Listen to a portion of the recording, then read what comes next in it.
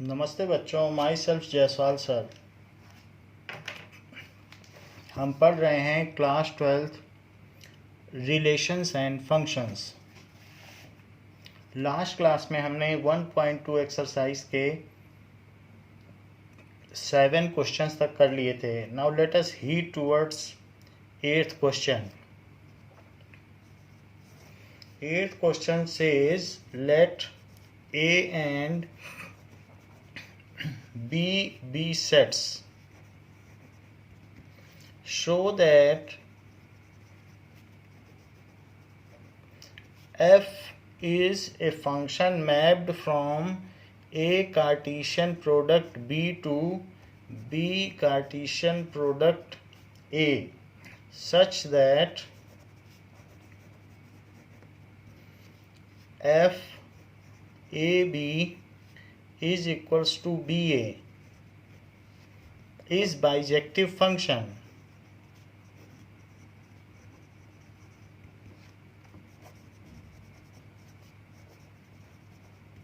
Now इस बात को कहा गया है कि इसको शो करना है कि इस तरीके से अगर कोई फंक्शन डिफाइंड है तो वो बाइजेक्टिव होगा, जहां हम इस बात को जानते हैं कि A Cartesian product B is a set of all AB such that A belongs to A and B belongs to B, while B cross A is a set of all ordered pair BA where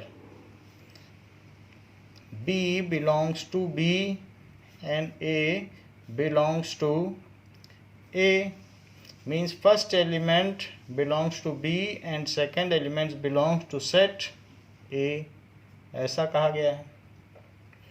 तो एक ऐसा function design किया गया है जो कि A cross A से A cross B से B क्रॉस A की ओर ऑर्डर्ड पेयर को मैप करता हो। यानी अगर यहाँ ए बी है तो वो उसको मैप करता हो बी ए की तरफ। ऐसा फंक्शन जो कि जिसमें ऑर्डर्ड पेयर अगर ए बी डाला जाए तो उस ऑर्डर्ड पेयर से प्रोडक्ट निकलता है B A. It shuffles the elements, जो भी एलिमेंट्स हैं उनकी शफलिंग कर देता है। यानी एफ ए बी अगर उसमें से डाला जाए तो वो बी ए देता हो, कोई एक ऐसी मशीन, तो अंडर एफ तो ये चीज़ कर देता है। Let us observe its injectivity. तो 1 के बारे में देखें कि let f A1 B1 is equals to f A2 B2। ये मान के चला जाए कि f A1 B1 is equals to f A2 B2। इससे क्या पता चलता है, जहाँ पर यानी B1 A1 is equals to B2 A2। इससे क्या पता चलता है कि अगर दो ऑर्डर्ड पेयर सेम हो तो इससे ये पता चलता है कि B1 is equals to B2 and A1 is equals to A2। तो जिनकी प्री इमेजेस सेम होंगी उनकी इमेजेस भी सेम होंगी। जहाँ पर ये किस पूल से उठाए गए हैं, ये A1 B1 and A2 B2 are taken from A cross B। ये यहाँ लिखा जा सकता है कि जो एलिमेंट्स हैं, जैसे हम ऐसा लिखते हैं ना कि x1 x2 is taken from first set, तो ऐसा लिखा जा सकता है कि where A1 B1 and A2 B2 are taken from A cross B. So function is 1 1। इसलिए ये 1 1 फंक्शन हुआ। नाउ ऑन टू, क्या हर BA के लिए आपको यहाँ पर प्री इमेज मिल जाएगी? तो हाँ, मिल जाएगी। इसकी प्री इमेज ए भी होगी। अगर मैं कहूँ कि 2 1 की प्री इमेज क्या होगी तो आप तुरंत कह दोगे कि 1 2 होगी। बस ये फंक्शन सिर्फ शफलिंग ही तो करता है। So for every B A belongs to B cross A, that is codomain,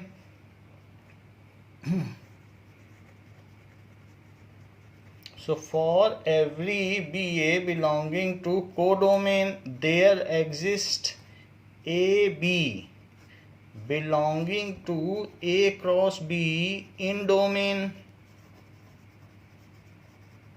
So क्योंकि हर एक इमेज के लिए या हर एक एलिमेंट सेकेंड सेट के हर एक एलिमेंट के लिए यहाँ प्री इमेज मौजूद है, so f is on to, इसलिए ये फंक्शन ऑन टू हुआ।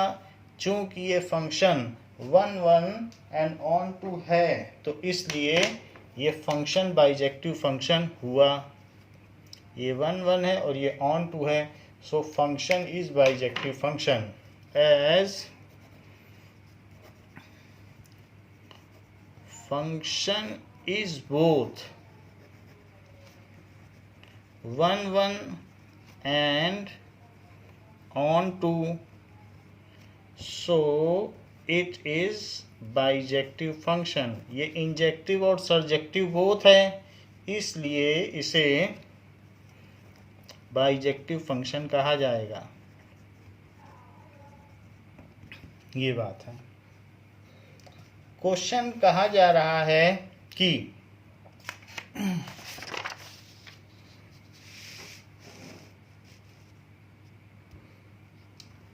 नाइन्थ क्वेश्चन में ये बात कही गई है, let f is a function from n to n be defined as, इस तरीके से डिफाइंड है, fn is equals to n plus 1 by 2 if n is odd, यदि n odd है, and n by 2 if n is even। so ये जो function है ये n to n है, ये प्राकृत संख्याओं का फलन प्राकृत संख्याओं से प्राकृत संख्याओं की ओर प्रतिचित्रित है। तो जरा देखें कि ये किस तरीके से काम करता है। Now as it is mapped from n to n, तो अगर मैं इसमें ऑड एलिमेंट लूंगा डोमेन में, मान लो मैंने 1 ले लिया, तो ऊपर वाला फार्मूला लगाओ 1 + 1 by 2, तो 1 + 1 by 2 तो 1 ही होता है, तो ये 1 पे इमेज बना देगा। अच्छा 2 लगाओ क्योंकि इवन लेना है, तो 2 आप यहाँ रखोगे तो 2 को ये क्या करेगा, इस फार्मूले से चलाएगा, तो 2 by 2 तो फिर भी तो 1 हुआ। अब 3 देखो, 3 ऑड है तो 3 + 1 by 2, सो 3 + 1 4 होता है, 4 by 2 क्या हुआ 2, और अगर 4 ले लिया तो भी 2, इस तरीके से चल रहा है। तो इस तरीके से चलता जाएगा, यहाँ भी कोई एलिमेंट बचेगा नहीं, लेकिन हर एक की 2-2 प्री इमेजेस होंगी। ऐसे ही 5 और 6 में भी होता चला जाएगा। सो आपको ये बताना है, state whether the function f is bijective, justify your answer. So what do you predict, क्या ये बाइजेक्टिव होगा? State whether the function is bijective.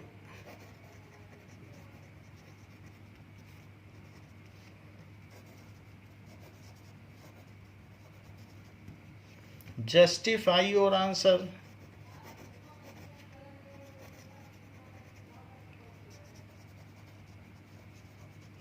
As देखिए फॉर 1 1, तो 1 1 के लिए जरा देखें, 1 1 के लिए अगर मैं f1 लूँ, सो 1 पर ये कैसे लगाएगा, is equals to 1 + 1 by 2, as 1 is odd, तो ऊपर वाला फार्मूला चलाएगा, क्योंकि ऑड है तो ये चलाएगा। So it is equals to 2 by 2 is equals to 1, और f2 पे कैसा चलाएगा, so 2 by 2 as 2 is even, so 1, तो हमने ये बात देख ली कि 2 पे इसने कैसा चलाया। 2 था तो इवन था, तो ये देखो n/2 चलाया। 1 था ऑड, तो ये चलाया, देख लो आप, इधर ऐसे चलाया। और 2 पे n/2 वाला चलाया। खैर जो भी हो, f1 is equals to f2 is equals to 1। तो f1 और f2 आप देख लें, इट इज इक्वल्स टू 1, यहाँ से पता चल रहा है। But 1 is not equals to 2, लेकिन 1 तो 2 के इक्वल नहीं है। तो 1 इज नॉट इक्वल टू 2, दो की इमेज सेम है लेकिन प्री इमेज अलग अलग पाई गई। तो ऐसा फंक्शन तो मैनी वन होता है। सो fx1 is equals to fx2, वैसे डेफिनीशन भी यही कहती है, definition number 5। But x1 is not equals to x2, जहाँ पर 1 और 2 ये n के सदस्य हैं, यानी डोमेन के। These are the elements of domain. So f is not 1 1, इसलिए f 1 1 नहीं हुआ। Now see about onto के लिए देखें तो for every element in codomain, जैसे आपने कहा कि अगर n ऑड है तो एवरी नंबर के लिए there exist odd and even number दोनों ही एग्जिस्ट करते हैं, जैसे कि किसी भी नंबर के लिए यहाँ पर दोनों एग्जिस्ट करते हैं। तो for every number from figure it is clear that जो फिगर बनाया गया है, it is clear that for every element in codomain there exists pre-image in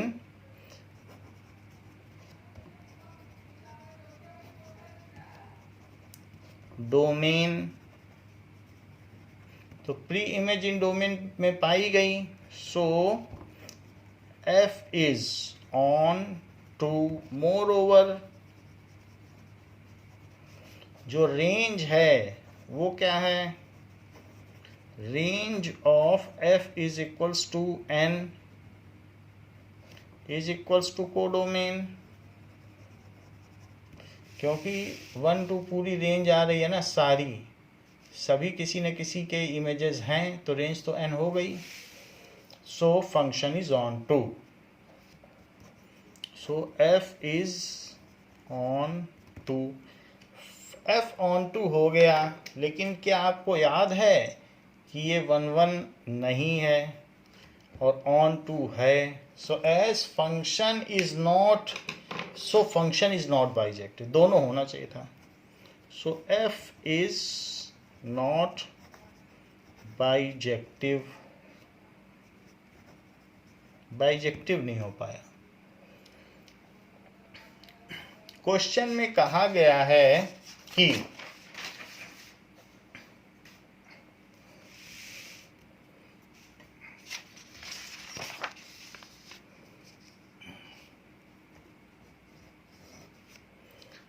question बोल रहा है कि let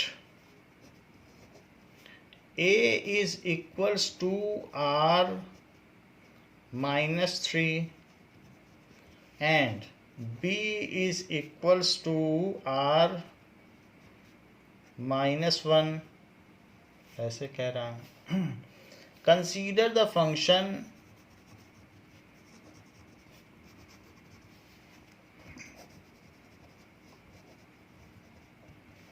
f from a to b defined by fx is equals to x minus 2 upon x minus 3. Is f 1 1 and on 2? Justify your answer. Is f 1 1 and on 2. Justify your answer.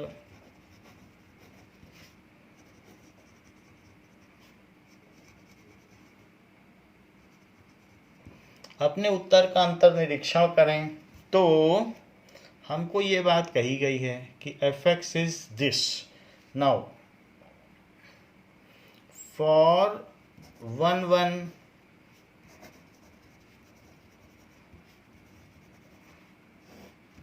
1 1 के लिए जो f(x1) है वो f(x2) के equal है, जहां पर x1 x2 first set से उठाए गए हैं. अच्छा, x1 क्या होगा? x1 minus 2 upon x1 minus 3 और this is x2 minus 2 upon x2 minus 3. अगर याद हो तो ये सवाल लास्ट क्लासेस में करवाया गया है, तो इसका इसमें मल्टीप्लाई करिए. x1 माइनस 2 क्रॉस मल्टीप्लिकेशन करने पर x2 minus 3 is x2 minus 2 और x1 माइनस 3 क्रॉस मल्टीप्लाई कर दिया. अब और आगे देखिए, x1 x2 minus 2 x2 minus 3 x1 और plus 6 is equals to x1 x2 minus 2 x1 minus 3 x2 plus 6. ये कर दिया. यहाँ 6 से 6 कट जाता है और x1 x2 कट जाते हैं. और आगे देखें तो यहाँ माइनस 2 x2 है और वहाँ माइनस 3 x2 है, तो माइनस 2 x2 प्लस 3 x2 इधर ले आइए, x2 को इधर ले आइए. और वहाँ माइनस 2 x1 है, सो प्लस 3 x1 वहाँ ले जाइए. तो इससे ये पता चलता है कि x2 is equals to x1, या इससे ये भी पता चलता है कि x1 is equals to x2. तो f(x1) f(x2) के इक्वल था और x1 x2 के इक्वल पाया गया. सो f इज 1 1, f 1 1 हो गया. हम बात करते हैं ऑन टू की. So for onto function के लिए, तो अगर मान लीजिए जो फर्स्ट सेट A है और सेकंड सेट B है. देखिए, फर्स्ट सेट में से 3 क्यों हटाया गया है? 3 इसलिए हटाया गया है क्योंकि नीचे 3 है, वरना कोई 3 डाल देगा तो 0 इन्फिनिटी बन जाएगा. 3 डालो, नीचे 0 और ये पूरा इन्फिनिटी. सो 3 डाल देने से x1 की जगह 3 डाल के देखो आप, तो 3 डाल दोगे तो 1/0 आ जाएगा. तो 1/0 अगर किसी मशीन में डालोगे तो इन्फिनिटी डालोगे तो वो क्या प्रोडक्ट देगी? इन्फिनिटी तो पहली बार डाल ही नहीं पाओगे. और अगर ऐसा कुछ डाला जो डिफाइन नहीं है तो कुछ प्रोडक्ट भी नहीं मिलेगा. फाइनाइट वैल्यू डालनी है तो फाइनाइट आंसर मिलेगा, इनफाइनाइट वैल्यू नहीं डाली जा सकती. इसीलिए प्रयास करके 3 हटा दिया गया है. ऐसी कोई वैल्यू ना हो कि जो नॉन फाइनाइट हो. लेकिन आप कहोगे कि यहाँ से 1 क्यों हटाया गया है, तो उसका अभी हम आपको आंसर देने वाले हैं. यहाँ पर A और B है और यदि x इनपुट है तो आउटपुट में x minus 2 upon x minus 3 है. फार्मूले के हिसाब से देख लो, x minus 2 upon x minus 3. ये चीज़ यही y है और ये इसकी मैपिंग है अंडर f इसकी मैपिंग है. तो y क्या हमने माना? x minus 2 upon x minus 3 ये मान लिया. y के साथ आप x माइनस 3 ले आइए, तो y x minus 3y is equals to x minus 2. तो y x minus x is equals to 3y minus 2. हमको y दिया हो तो x निकालना होता है y के टर्म्स में, हमेशा ऑन टू के लिए यही किया जाता है. तो this is y minus 1 is equals to 3y minus 2 upon ये हो गया. So what is x? तो इसको इसके नीचे ले आओ, 3y minus 2 upon y minus 1। तो y यानी जो सेकेंड सेट है उसमें 1 नहीं डाला जा सकता, क्योंकि 1 डालोगे तो ये इन्फिनिटी है, तो इन्फिनिटी के प्रोडक्ट के लिए यहाँ कोई फाइनाइट वैल्यू नहीं मिलेगी। तो सेकेंड सेट से 1 हटा दो, तो b में से 1 हटाया गया, यही है b, और ये देखो ये 1 हटाया गया है।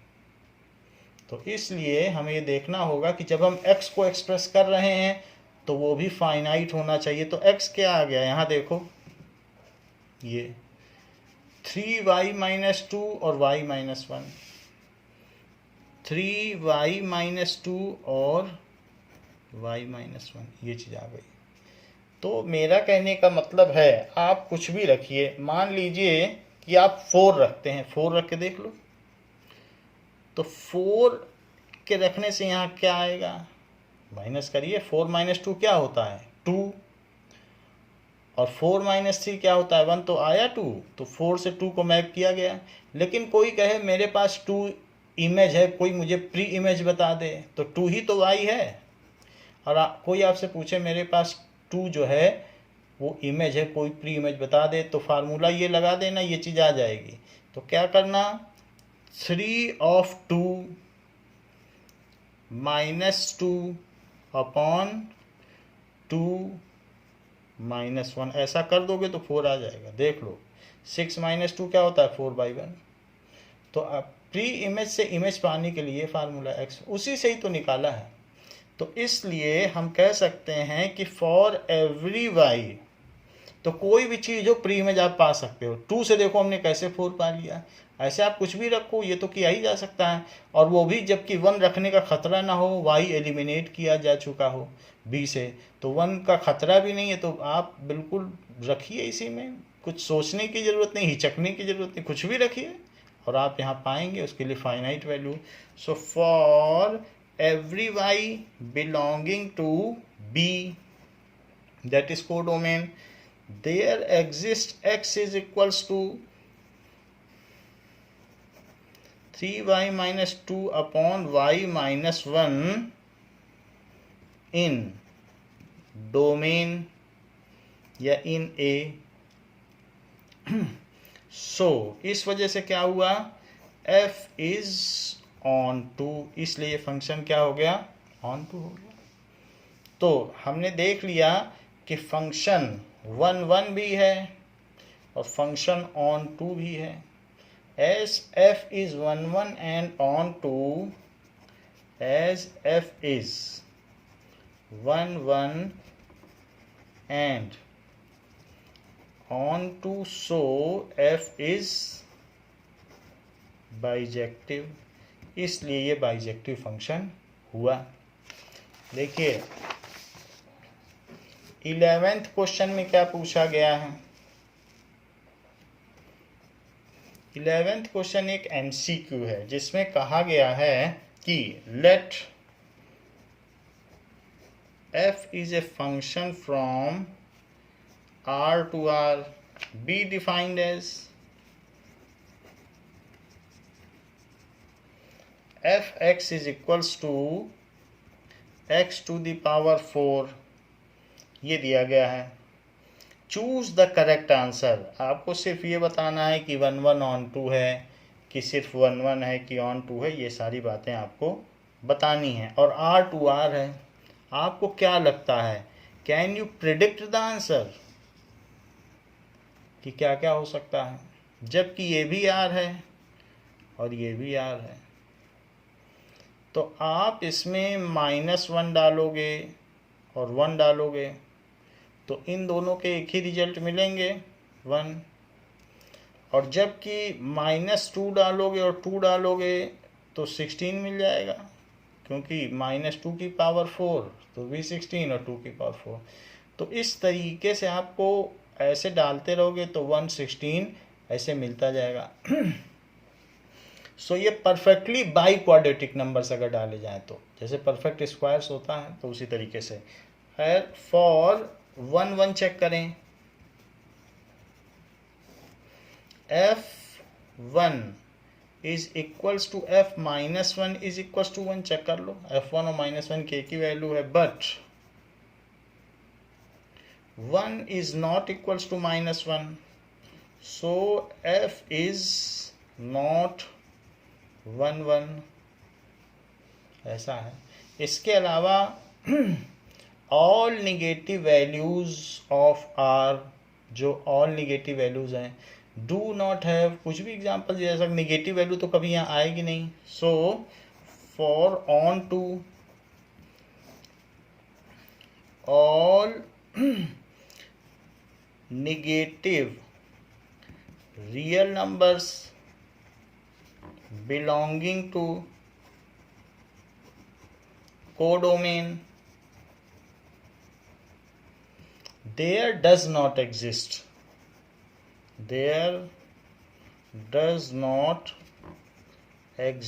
any pre-imaging domain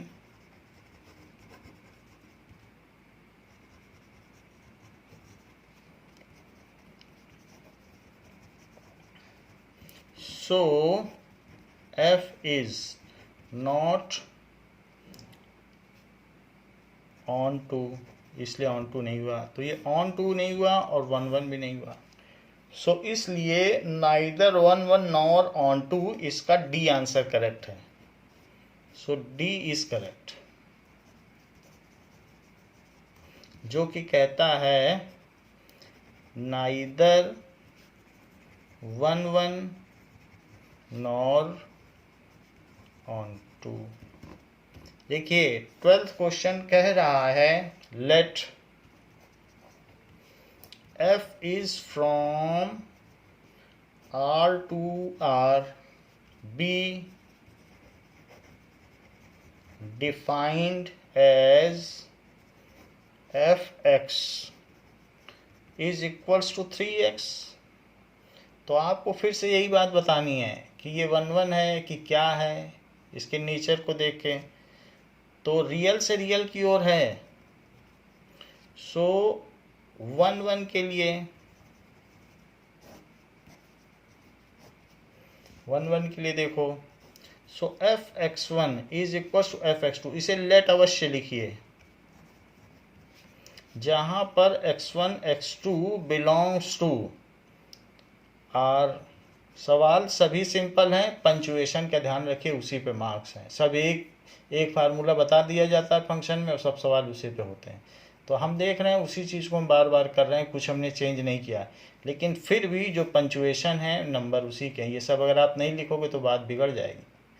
तो x1 क्या है, 3x1 इज 3x2, सो x1 is equals to x2। This implies f is 1 1। यदि fx1 x2 के इक्वल और x1 x2 के इक्वल पाया जाए, so for distinct image pre images are related to distinct images. तो इस तरीके से ये 1 1 हुआ। ऑन टू,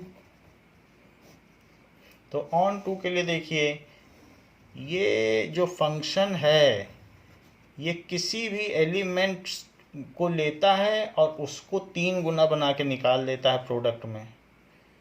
2 डालोगे 6 निकाल देगा, और ये अंडर एफ मशीन करता है जहाँ पर ये दोनों पूल रियल नंबर्स हैं, जिससे ले रहा है और जिसमें से निकाल रहा है वो भी रियल फंक्शन है एक तरीके का।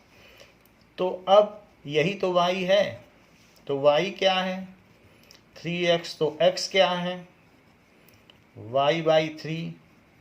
तो कोई भी रियल नंबर है, अगर कुछ भी ले लो आप, √2 ही ले लो, तो √2 के लिए √2/3 मिल जाएगा, वो भी रियल ही होगा। सो कोई भी रियल y हो आप उसका 1/3 कर दो और आंसर पाओ, क्योंकि निकलने वाला अगर 3 गुना है मशीन से तो आपको मालूम भी हो सकता है कि डाला जाने वाला क्या है, 1/3 है। सीधी सी बात, कुछ भी अगर रियल मिल रहा है उसका 1/3 करो और इनपुट पाओ। तो इस तरीके से for every y belonging to codomain, हर एक y जो कोडोमेन है, there exist x is equals to y/3 belonging to domain.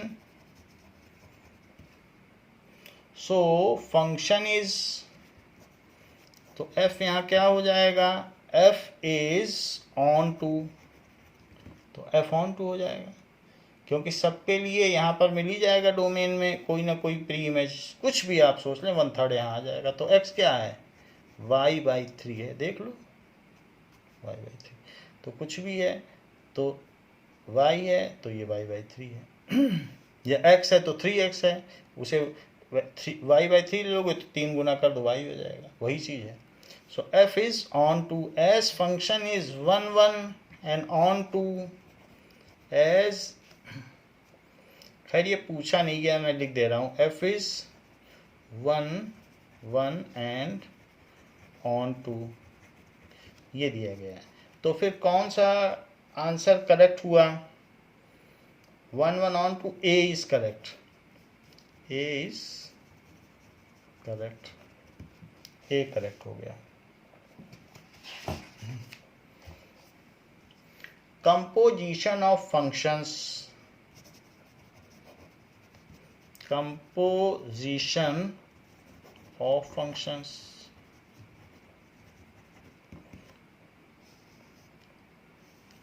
ऐसा देखो, कंपोजिशन ऑफ फंक्शंस का मतलब क्या होगा? Function in function, function in function, यानी इसका क्या मतलब होगा कि मशीन के अंदर एक और मशीन, दो सिंपल मशीन को आपस में कनेक्ट कर दिया जाए तो उसे कहेंगे कंपोजिशन ऑफ फंक्शंस। जैसे कि कोई ऐसी मशीन हो,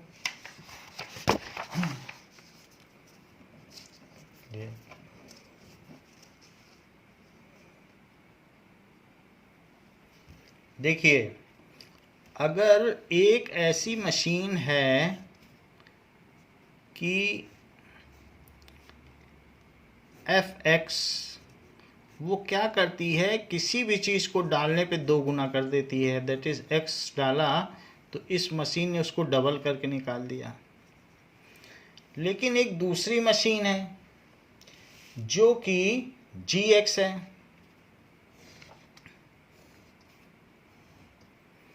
तो gx क्या करती है, gx उसका स्क्वायर करके एक जोड़ देती है। अगर आपने x डाला, दो अलग अलग मशीनें हैं तो ये मशीन स्क्वायर करके एक जोड़ देती है।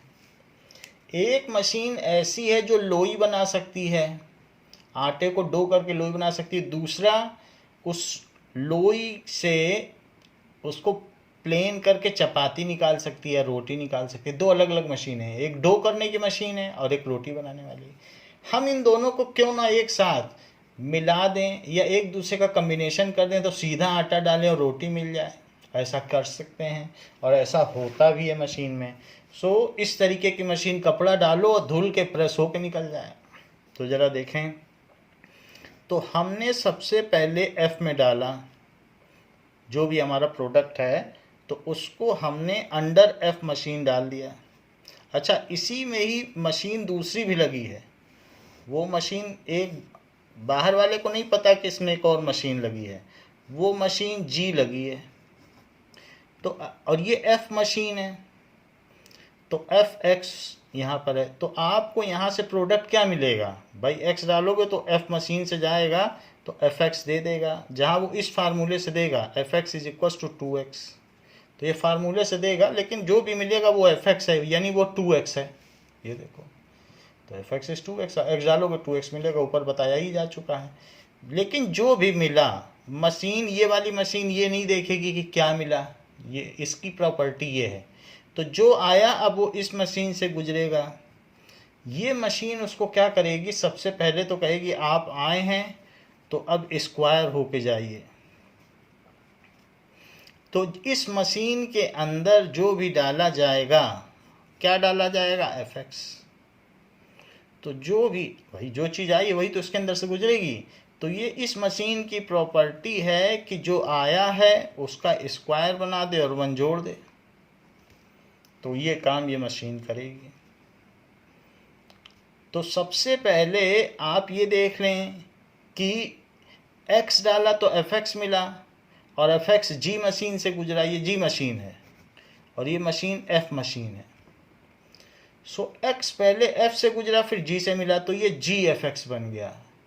GFX जो भी है उसको कहते हैं G operated under F of x, gof x, GOF-X, इसको कहते हैं that is composition function, that is function in function. एक मशीन से आया फिर दूसरी मशीन में गया, तो ये चीज़ है। अब बाकी की चीज़ें आसान हैं।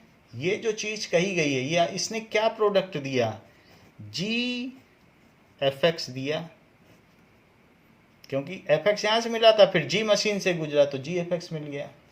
अच्छा, GFX को हमने क्या कहा, G function operated under F function, यानी गॉफ भी कुछ लोग बोलते हैं, तो आप भी गॉफ बोल सकते हैं, गॉफ एक्स।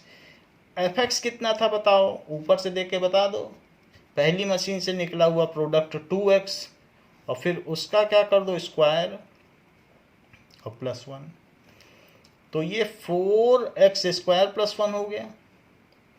तो पहली मशीन से जो निकला, इसी चीज को फिर से समझ लो, ये देखो,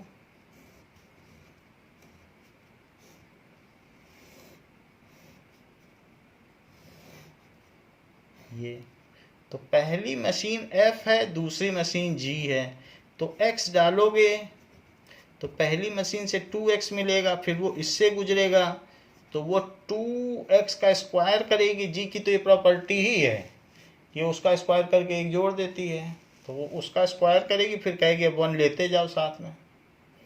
लेकिन ये जो किया है वो x सबसे पहले F से गुजरा है, और F से गुजरने के बाद G से गुजरा है, तो इसलिए G function under of function, G under F of X, इसको कहते हैं गॉफ X। इसका मतलब है फंक्शन ने, ये जो इनपुट है उसने यहाँ से पास होना शुरू किया, सबसे पहले F से पास हुआ, फिर G से। इधर से ही तो पास होता, क्या देख लो, X पहले F से गुजरा फिर G से, और ये क्या हो गया, 4x² +1, यही यहाँ है। आप ऐसे समझें कि मान लीजिए स्कूल में कुछ बच्चे हैं, बोर्ड का पेपर देते हैं, आपने भी 10th में दिया होगा, तो that is A B C। जैसे अनीश है, तो अनीश ने 10th का पेपर दिया। अब 10th का पेपर देगा तो उसको बोर्ड एक रोल नंबर देगा, बोर्ड से आएगा रोल नंबर कि ये तुम्हारा रोल नंबर है और इसी पे पेपर दोगे। तो ये अनीश को आप मान सकते हैं F अनीश, तो वो रोल नंबर है, तो अनीश का नाम भेजा जाएगा और कहा जाएगा बोर्ड से एक रोल नंबर दे दो, तो उसने दे दिया। अब जो उसकी कॉपी है उसमें वो रोल नंबर लिखेगा, लेकिन वो कॉपी जब इन्विजिलेटर या एग्जामिनर के पास जाएगी तो नाम से नहीं जाती है, उसमें एक और नंबर दिया जाता है उसके फ्रंट पेज को, फिर उस पेज का आधा पेज फाड़ लिया जाता है, उसको कोड दिया जाता है, जिससे कि रिलीजन या कास्ट के बेसिस पे बाइसिंग ना हो और मार्क्स जो है फेयरली दिए जाएं। तो एक और फंक्शन के अंदर से गुजरेगा, अब उसको कोड दिया जाएगा, रोल नंबर और नेम के साथ कभी कॉपी नहीं चेक होती है तो G से गुजरेगा और उसको एक कोड दिया जाएगा, तो G से क्या गुजरेगा, जो तो वो नंबर जो पहला पेज है, तो पहले पेज में यहाँ पर वही कोड लिख दिया जाएगा आंसर शीट में। मान लीजिए जैसे 42 लिखा और यहाँ भी 42, तो फिर इसको फाड़ लिया जाएगा, बाद में जब चेक हो जाएगी तो 42, इसमें आपका नाम भी दिया रहेगा अनीश, लेकिन ये जो नाम है और जो रोल नंबर यहाँ दिया गया है 24698225, ये चीज़ इन्विजिलेटर के पास नहीं पहुँचेगी, उसके पास सिर्फ 42 पहुँचेगा। इस चीज़ को फाड़ के अलग कर लिया जाएगा, जब कॉपी चेक हो जाएगी तो 42 मिलाया जाएगा और फिर से चिपका दिया जाएगा। इस तरीके से कॉपी चेक होती है। तो इस तरीके से हमने, बोर्ड ने पहले रोल नंबर दिया फिर कोड नंबर दिया, ऐसे। तो ये जो चीज़ है वास्तव में देखा जाए तो अनीश को डायरेक्टली ये कोड मिल गया है। तो अनीश का नाम पहले F फंक्शन से गुजरा फिर G फंक्शन से गुजरा, तो वो जो अनीश का नाम है तो वो इस फंक्शन से गुजरा है, GOF अनीश, ऐसे। तो पहले F से गुजरा और फिर G से गुजरा, अभी ऊपर बताया कि नहीं आपको। तो इस चीज़ को कहते हैं कंपोजिट फंक्शंस। इस चीज़ को क्या कहते हैं, So now this is which indirectly relate one set, first set to third set, ठीक है, with the medium of second set, then such functions are known as composite function. So if a function, ये वाला function है, if a function indirectly correlate first function to third function, ए को सी से कर रहा है, then such system of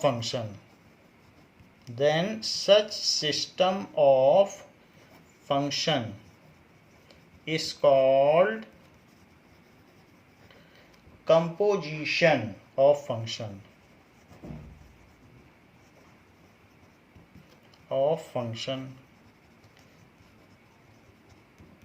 ये फलनों का युग्म कहा जाता है। हमने जोड़ाबंदी कर दी।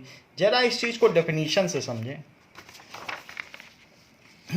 देखिए, आपकी बुक में एक फिगर बना हुआ है, तो हम उस फिगर से इस चीज को बेहतर समझ सकते हैं। तो हम इस फिगर को सबसे पहले देखें कि किस तरीके से एक फंक्शन को दूसरे से रिलेट किया और दूसरे को तीसरे से रिलेट किया गया है।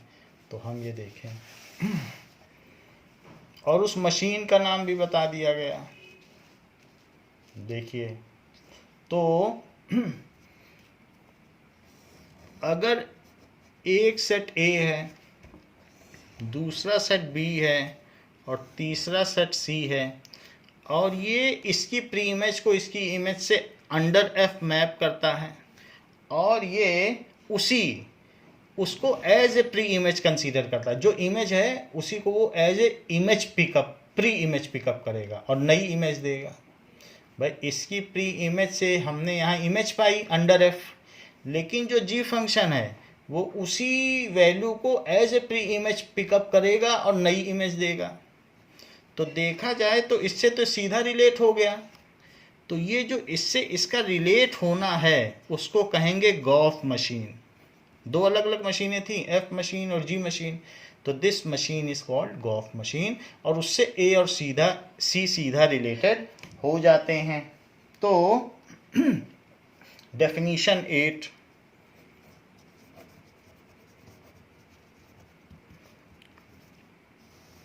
डेफिनेशन 8 क्या कहती है कि let f is from a to b, let f is from a to b and g is from b to c। देख लो, जो g है वो b to c है, हर चीज वैसी की वैसी है। g कहाँ से कहाँ तक है? b से c तक जा रहा है। f कहाँ से? a से b तक, बिल्कुल वही चीज है, b to c। then the composition of f and g, then the composition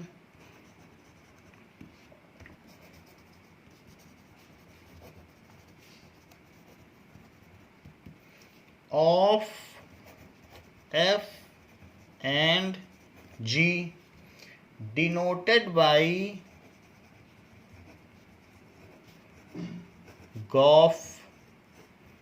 denoted by Goff is defined as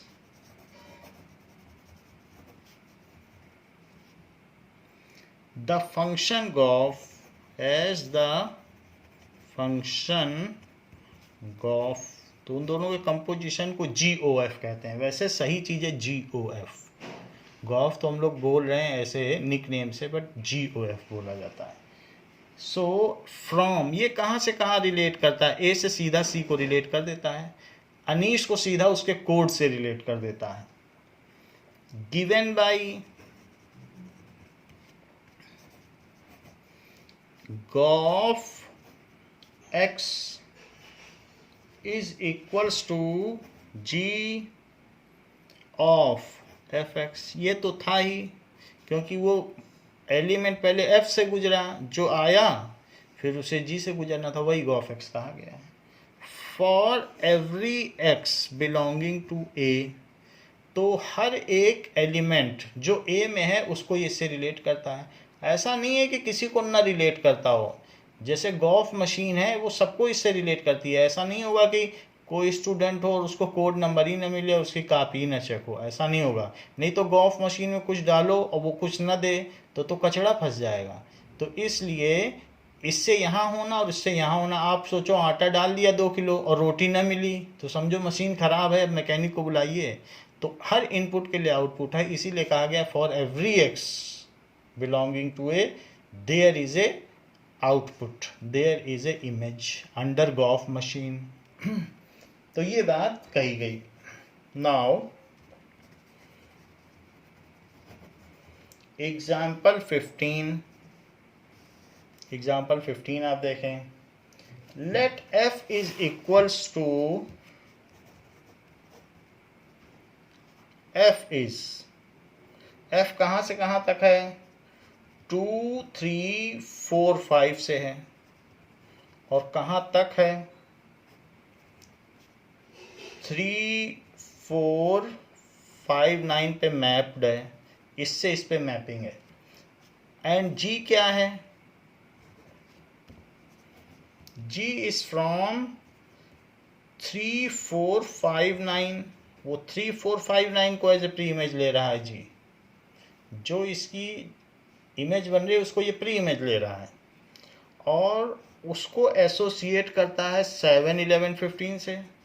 7 11 और 15 से एसोसिएट कर दे रहा है। ये डोमेन है, ये कोडोमेन है, इसका ये डोमेन है, ये इसका कोडोमेन है।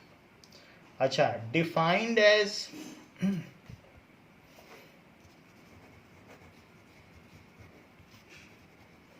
f2 is equals to 3, f3 is equals to 4, f4 is equals to f5 is equals to 5, and g3 is equals to g4 is equals to 7, ऐसे, and g5 is equals to g9 is equals to 11. Find gof. Find, अब gof आपसे पूछा जा रहा है तो ये इस तरीके से रिलेट कर रहा है। तो जरा देख लें कैसे कैसे रिलेट कर रहा है। तो गॉफ किससे उठाएगा? गॉफ जो है GOF, भाई उसकी प्री इमेज तो फर्स्ट फंक्शन होगी ना, जो फर्स्ट सेट होगी, और इसकी जो फाइनल इमेज होगी वो C होगा, C सेट यानी लास्ट सेट। तो ये गॉफ इसी से उठाएगा। तो गॉफ 2 आप निकालो, दैट इज GF2, गॉफ 2। अच्छा, F2 क्या था? F2 यहाँ से देखो, F2 क्या है? 3 है, तो 3 लिख दीजिए। और G3 क्या है? कहीं G3 दिया है? हाँ दिया है, 7। अच्छा, गॉफ 2 भी चाहिए, 3 भी चाहिए, गॉफ 4 भी चाहिए, और गॉफ 5 भी चाहिए। सारी प्री इमेजेस लेगा और सभी को इनमें से किसी न किसी से एसोसिएट करेगा, क्योंकि ये कोडोमेन है। 2 से भी कर सकता है, 3 से भी कर सकता है, डिपेंडिंग ऑन टू और नॉट ऑन टू, सब्जेक्टिव और नॉट सब्जेक्टिव, लेकिन इसी से करेगा, इससे इसको करेगा, इसको बाईपास कर देगा। जो बीच वाला B है उसको बाईपास। तो जरा ये देखिए, G ऑफ F3, तो F3 की क्या वैल्यू है? 4, सो 4 लिख दीजिए। लेकिन G4 क्या है? 7। सो G ऑफ F4, अब F4 क्या है? सो G ऑफ 5, लेकिन G5 क्या है? 11। इसी तरीके से g ऑफ f, आगे बढ़ें, सो g ऑफ f5 is equal to f5 क्या है, f5 5 है, तो g5 क्या है 11। तो इन सब से उसने इसको रिलेट कर दिया और 15 को छोड़ ही दिया। चलिए कोई बात नहीं, छोड़ दिया तो। सो गॉफ, अब हम इसे डिफाइन कर लें। Gauff is a function from 2 3 4 5। 2 3 4 5 से ये जो कंपोजिट फंक्शन है, यही है कंपोजिट फंक्शन। सो 2 3 4 5 से ये किस पे मैप्ड है, 7 11 और 15 पे मैप्ड है। defined as gof2 is equals to 7, gof3 is equals to 7, gof4 is equals to gof5 is equals to 11। बस यही आपका आंसर हो गया। आपसे पूछा जा रहा था कि गॉफ फंक्शन क्या है। अच्छा, अब इसमें जो 2 3 4 5 है, तो इसमें आप ले लो 2 3 4 5, 2 3 4 5, ये फंक्शन आपका पहला फंक्शन हो गया। और दूसरा एक ले लो, उसमें ले लो 3 4 5 9, और तीसरा फंक्शन ले लो, दैट इज 7 11 15। तो 2 को कैसे रिलेट किया, यहाँ देखो, f2 is equal to 3, f2 is equal to 3, तो 2 को 3 से रिलेट करो। जैसा जैसा रिलेट किया वैसा वैसा करो। ये f के अंदर में है। 3 को किससे किया, तो 3 f3 इज इक्वल टू 4, तो 3 को भी करो। 4 को किससे किया गया, f4 f5 को 5 से किया गया है। f4 और f5 दोनों को इसी से किया गया है। जैसा किया गया है वो लिख रहा हूँ, देख लो। f4 और f5 को 5 से किया गया, ये चीज़ है। तो ये किया गया है। इसके अलावा 3, अब ये g से आएगा, g से रिलेशन है। तो g3 क्या है, g3 g4 7 है, तो g3 भी 7, g4 भी 7, ये अंडर g है। और g5 और g9 क्या है, 11, देख लीजिए, g5 g9 11 है। तो इस तरीके से ये फंक्शन बन गया। और बाकी इसकी अब मैपिंग यहाँ से सीधी भी की जा सकती है, यहाँ से यहाँ तक। तो वो यहाँ जगह नहीं बची, आप सीधा मैप करना चाहो कर लो, वरना ये दिखा देना काफ़ी है कि हमने ये फंक्शन कर दिया। सो अगर अब इसमें हमने क्या कर दिया, 2 3 को किससे रिलेट किया इसने, देखो 2 और 3 को 7 से किया है, और 4 और 5 को किससे किया है, 11 से। आप कहोगे कि हमें गॉफ फंक्शन बना के दिखाएं, तो गॉफ देख लो। तो गॉफ फंक्शन आप कैसे बनाओगे, तो 2 ही बनाना आप, 1 2। सो 2 3 4 5 7 11 15। सो 2 3 को 7 से रिलेट कर दो, और 4 5 को 11 से डिलीट कर दो, ये गॉफ हो गया। और यहाँ पर आप लिख लें, ये ए है और ये सी। अब ए सी डाला नहीं गया क्वेश्चन में, तो हम भी नहीं डाल रहे हैं, बट ये गॉफ है। तो इस तरीके से गॉफ की मैपिंग हो गई, जो हमने यहाँ पर दिखाई आपको। नाउ अब देखें example 16।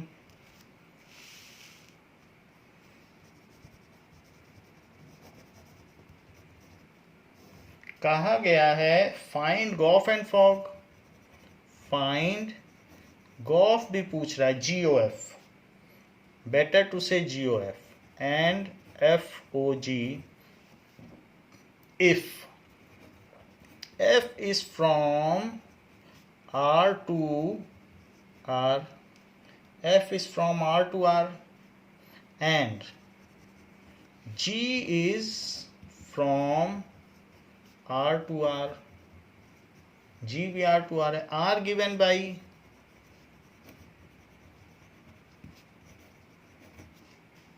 fx is equals to cos x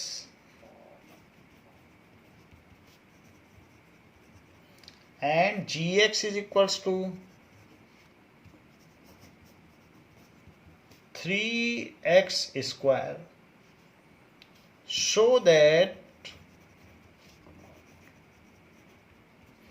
golf is not equals to fog. golf machine fog के इक्वल नहीं है। ये इसका कहने का मतलब है, ऊपर से हमने आटा डाला तो उसने लोई बनाई, अब लोई से नीचे वाली मशीन उसको जो है रोटी के आकार में बना के उसको सेक के निकाल रही है। अगर मैं उल्टा काम कर दूं कि ऊपर रोटी के आकार वाली मशीन लगा दूं और नीचे आटे वाली, तो क्या वही काम करेगी? हो सकता है फंक्शन ही फेल हो जाए। पहले मशीन प्रेस करने लगे, बाद में कपड़ा धोए, उल्टा काम करवा लो। तो कपड़ा धोना पहले चाहिए ना, तो कपलिंग ऐसी होनी चाहिए कि धोए। तो इसने कहा क्या दोनों फंक्शन सेम है, पहले जी में डाल दूं फिर एफ में डालूं, तो क्या वो वही है? चेक करते हैं। सो एफ एक्स ये है, तो पहले निकालो गॉफ एक्स, तो जी ऑफ एफ एक्स क्या है?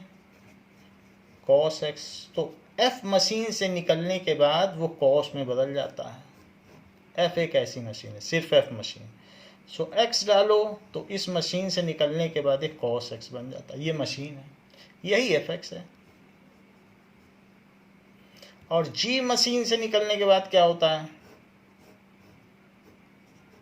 जी मशीन से निकलने के बाद 3x स्क्वायर। अगर x डालोगे तो उसका वो स्क्वायर करेगी और 3 गुना भी कर देगी, तो ये जी एक्स है। तो दोनों की अपनी अपनी प्रॉपर्टी है। तो पहले एफ मशीन से निकालो तो उसने उसे कॉस बना दिया। अब इसे जी मशीन से निकालो तो उसका वो स्क्वायर करेगी और फिर 3 गुना भी करेगी, तो स्क्वायर करेगी। देख लो यहाँ लिखा है, जो भी आएगा उसके अंदर में उसका स्क्वायर करेगी। तो कॉस स्क्वायर एक्स भी करेगी और फिर कहेगी 3 गुना भी होकर निकलो हमसे, तो ये गॉफ एक्स ये है। अच्छा फॉग एक्स देखिए, ऐसे में जो आइटम आएगा वो पहले जी मशीन से गुजरेगा। तो जी मशीन से गुजरने के बाद वो कहेगा अच्छा आप आ गए हैं तो पहले स्क्वायर हो जाइए और 3 गुना भी हो जाइए, और अब जाइए, अब एफ से गुजरने के लिए आप तैयार हैं। एफ मशीन कहेगी आप आए हैं तो आप कॉस बन के निकलिए। तो आपको क्या लगता है ये दोनों चीज़ें सेम हैं? तो बिल्कुल नहीं। जो गॉफ एक्स है वो ये है और जो फॉग एक्स है तो ये है। सो it is clear, so as golf x is not equal to fog x, golf x fog x के इक्वल नहीं दे रहा है, x डालने पर भी दोनों अलग अलग प्रोडक्ट दे रहे हैं, एक ये दे रहा है एक ये दे रहा है। तो इसका मतलब है कि दोनों मशीनें अलग अलग हैं। दोनों में आटा डाल रहा हूँ, एक पराठा बना के दे रहा है, एक तो पूड़ी बना के दे रहा है। तो ऐसी मशीनें सेम कैसे हो सकती हैं? ज़रूर उसके अंदर कुछ मैकेनिज्म में फ़र्क होगा। तो so gof is not equal to fog, इसलिए ये मशीनें अलग अलग हैं, ये हमने कंक्लूड किया। तो बच्चों इस क्लास के लिए इतना ही, इसके आगे आपको अगली क्लास में बताया जाएगा। थैंक यू बच्चों।